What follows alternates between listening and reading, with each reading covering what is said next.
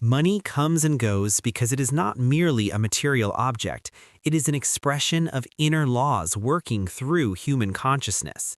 Spiritually speaking, money responds to thought, belief, emotion, and expectation long before it responds to effort or strategy. When a person lives in constant fear of loss, worry about the future, or resentment toward wealth, that inner state sends a silent command that money is unsafe, temporary, or difficult to hold. As a result, money may arrive through hard work or opportunity, but will not stay because the subconscious mind has not accepted abundance as something natural and permanent. Spiritual law teaches that life mirrors inner convictions, not outer wishes. If someone believes money comes only through struggles, sacrifice, or pain, then even success will be accompanied by stress, unexpected expenses, or repeated cycles of gain and loss. On the other hand, when a person understands that money is a form of energy meant to circulate, bless, and support, their relationship with it changes. Gratitude without fear, trust without desperation, and respect without attachment create an inner atmosphere where money feels welcome. It stays longer, moves more smoothly, and fulfills its purpose instead of slipping away. Another spiritual reason money comes and goes is resistance. Resistance can appear as guilt about earning more than others, shame about wanting wealth, or unconscious loyalty to family patterns of struggle.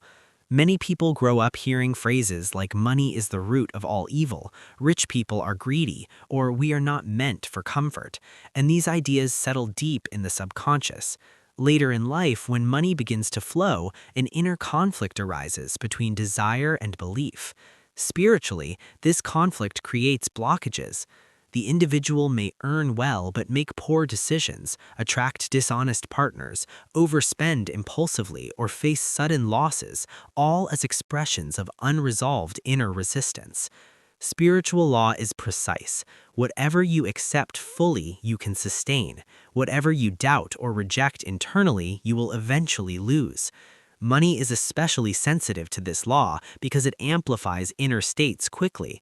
When resistance dissolves and a person gives themselves permission to live in ease without guilt, money stops being something to fight for or cling to. It becomes a cooperative force, responding to clarity, alignment, and inner peace, rather than tension and force. Money also comes and goes according to the law of circulation, which states that what is hoarded, feared, or controlled too tightly cannot remain alive. Spiritually, money is meant to move, just like breath or blood. When people hold on to money with fear, constantly checking balances, worrying about every expense, or defining their self-worth by numbers, they unknowingly signal lack. This does not mean reckless spending or blind generosity, it means balanced flow. Giving, receiving, saving, and spending all have a spiritual rhythm. When giving comes from fear or obligation, it drains. When saving comes from panic, it blocks. But when both are guided by trust and wisdom, money circulates in harmony. Many spiritual teachings explain that loss often appears when a person tries to control outcomes instead of trusting divine order. Unexpected expenses, theft, or financial instability can be messages inviting inner realignment, not punishment. They push the individual to release fear-based control and reconnect with the understanding that true security does not come from money itself, but from alignment with spiritual law. When that alignment is restored, money finds new channels to return, often in surprising and easier ways. Ultimately, money comes and goes to teach mastery, not deprivation. Spiritually, wealth is a tool for growth, not a reward for goodness or a punishment for mistakes. Periods of abundance reveal beliefs about worthiness, trust, and responsibility, while periods of loss reveal attachment, fear, and unconscious programming.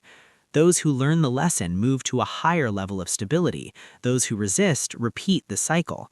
The spiritual law explained by teachers like Florence Scovel Shinn emphasizes that words and inner conversations shape financial experience. Speaking of money as scarce, unfair, or stressful keeps the cycle of coming and going active. Speaking of money as obedient, supportive, and divinely supplied establishes permanence. Faith plays a central role here because faith removes anxiety about timing and form. When a person trusts that supply is constant, even temporary loss does not create panic, and because panic is absent, recovery is faster and more complete.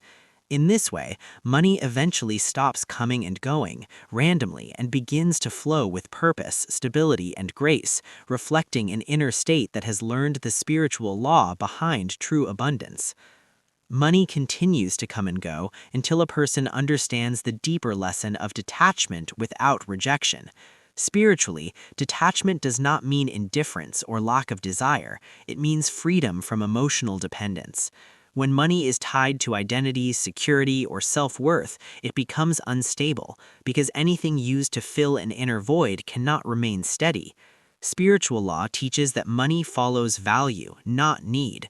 The more someone needs money to feel safe, respected, or powerful, the more unstable it becomes, because need is rooted in fear. Fear repels permanence.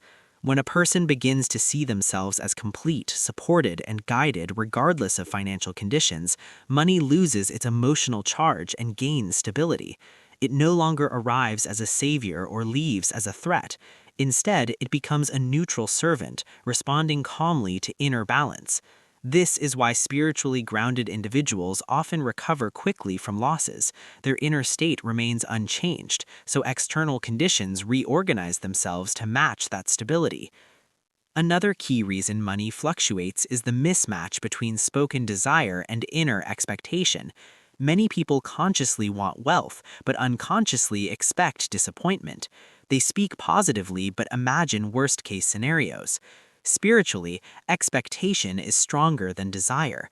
The subconscious mind does not respond to words alone, it responds to emotional certainty. If someone expects money to disappear, be taken away, or never be enough, that expectation becomes law. This is why sudden gains, such as inheritances, bonuses, or windfalls, often vanish quickly for some people. The inner image of loss is stronger than the outer gain. Spiritual law explains that stability begins when expectation changes first. When a person quietly expects money to remain, to grow, and to serve good purposes, they stop creating unconscious exit doors for it. Expenses become intentional instead of impulsive, decisions become guided instead of emotional, and opportunities appear that support continuity rather than short-term gain. Money also comes and goes in response to alignment with purpose. Spiritually, money is drawn to usefulness. When income is disconnected from meaning, service, or contribution, it lacks grounding. This does not mean everyone must follow a spiritual profession. It means that money stays where there is a sense of right place and right action. When people work against their values, suppress their talents, or remain in environments that drain them emotionally, money may come through effort but will not stay through fulfillment. Burnout, dissatisfaction, and inner conflict create leaks. Spiritual law supports harmony, not contradiction. When a person aligns their earning with what feels truthful and constructive, money stabilizes because it is anchored in purpose. It gains direction instead of randomness. This is why people who shift careers, businesses, or ways of serving often experience temporary instability followed by stronger, more consistent flow. The instability is not failure, it is recalibration. Finally, money stops coming and going when trust replaces control. Control says, I must manage every detail or I will lose everything. Trust says, I act wisely, but I am supported beyond what I can see. Spiritually, law favors trust because it keeps the mind open. An open mind recognizes opportunities, receives guidance, and responds creatively. A controlling mind narrows perception and repeats old patterns. When trust becomes habitual, fear-based decisions dissolve. The person no longer chases money or runs from loss. They listen, respond, and allow. In this state, money reflects inner order. It may still move because movement is natural, but it no longer disappears through chaos or panic. It flows with rhythm, returns with reliability, and serves as a cooperative force in life rather than a constant test.